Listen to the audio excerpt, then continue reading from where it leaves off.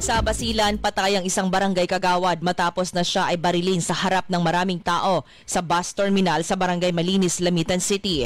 Nakilala ang biktima na si Nazri Asdana Tarahin na isang Islamic teacher at kagawad ng barangay Bagindan, Tipo-Tipo Town sa Basilan. Dalawang mga sospek nahuli ng PNP. Sa Butuan City naman, nagbabala ang Securities and Exchange Commission o SEC laban sa dalawang illegal investment schemes na isinusulong ng ilang mapagsamantalang tao. Ang mga ito ay ang De Guzman Consumer Goods Trading owned by Rosemary De Leon De Guzman at ni Cristabel Arroyo na gamit naman ng Facebook. Ang 5,000 pesos investment daw ay magiging 50,000 pesos sa loob lang ng 24 oras.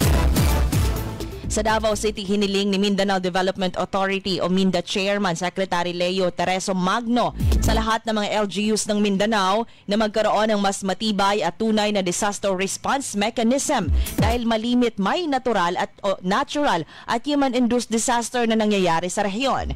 Dati aniya, libre sa bagyo ang Mindanao pero dahil sa climate change, parati nang binibisita ng bagyo ang rehiyon at patindi ito ng patindi.